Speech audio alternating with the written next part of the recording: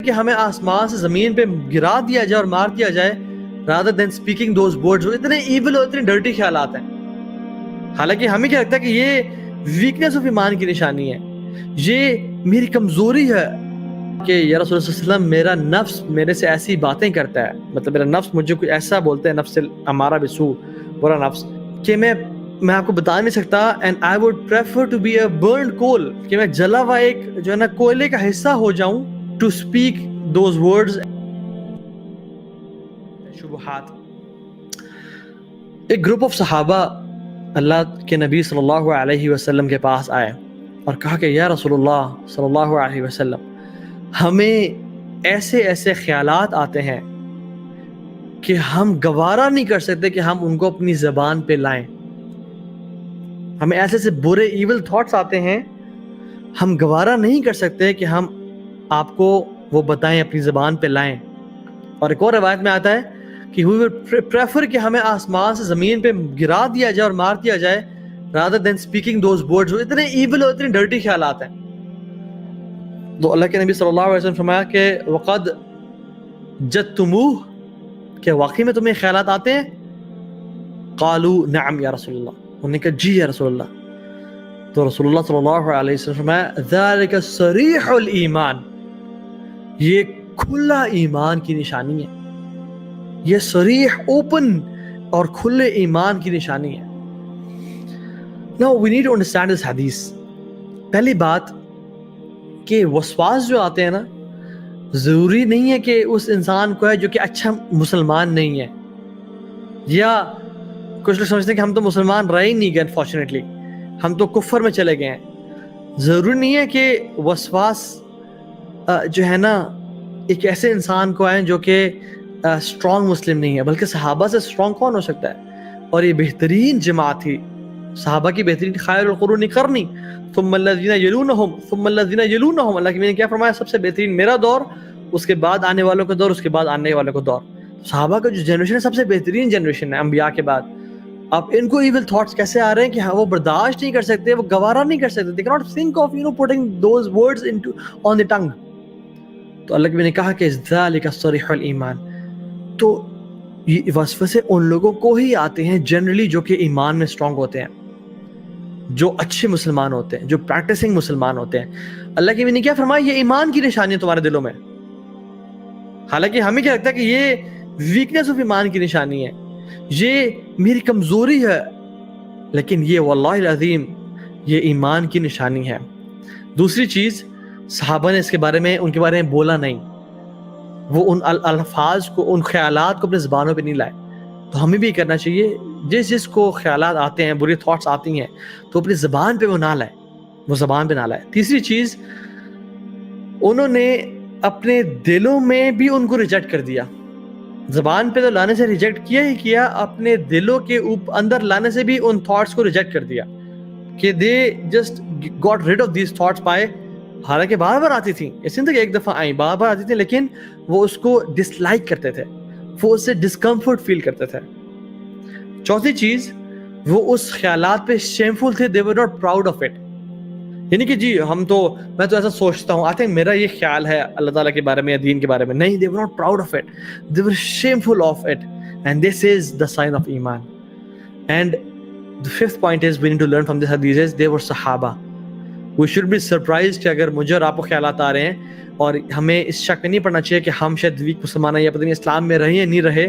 حالانکہ یہ ایمان کی نشانی ہے. اللہ کے نبی صلی اللہ علیہ وسلم نے اس چیز کو ایمان کی نشانی بتایا. تو جب صحابہ کو آ سکتی ہے تو مجھے اور آپ کو نہیں آ سکتے خیالات؟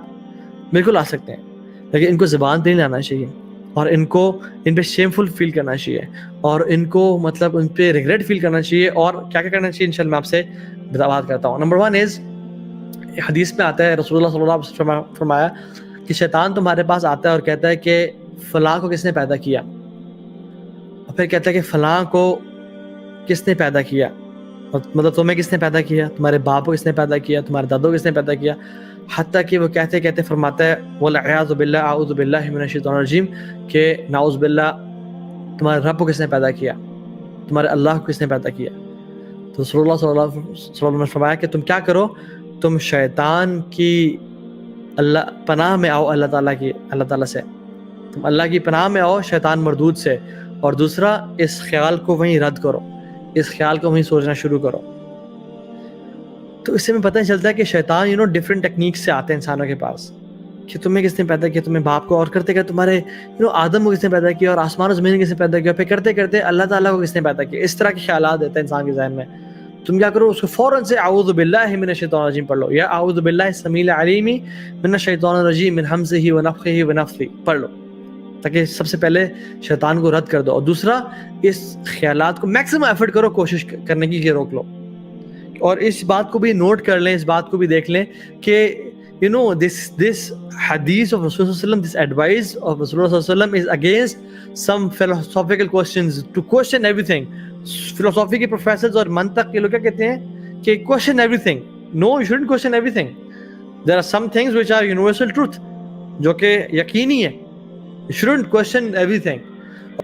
عبداللہ ابن عباس رضی اللہ تعالیٰ عنہ فرماتے ہیں کہ صحابی آئے رسول اللہ صلی اللہ علیہ وسلم کے پاس اور کہا کہ یا رسول اللہ صلی اللہ علیہ وسلم, میرا نفس میرے سے ایسی باتیں کرتا ہے, مطلب میرا نفس مجھے کچھ ایسا بولتا ہے, نفس امارہ بسو, برا نفس, کہ میں آپ کو بتا نہیں سکتا. And I would prefer to be a burned coal, کہ میں جلا ہوا ایک جو ہے نا کوئلے کا حصہ ہو جاؤں, to speak those words and to bring those words on my tongue. رسول اللہ صلی اللہ علیہ وسلم نے کیا پتہ کیا فرمایا, کہتے ہیں اللہ اکبر اللہ اکبر اللہ اکبر الحمدللہ الذی رد کیدہ الی الوسوسہ.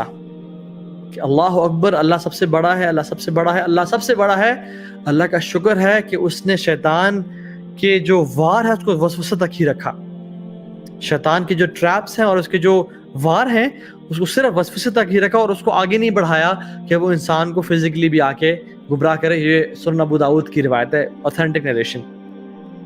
تو اس میں اب دیکھیں جتنے بھی پوائنٹس ہیں, صحابہ ایک نیگیٹو وہ بات لے کے آ رہے ہیں کہ ہمیں ایسے خیالات آتے ہیں, اور اللہ کے رسول ان کو پازیٹیو میں اور اس آپٹیمسٹک رسپانس دے رہے ہیں.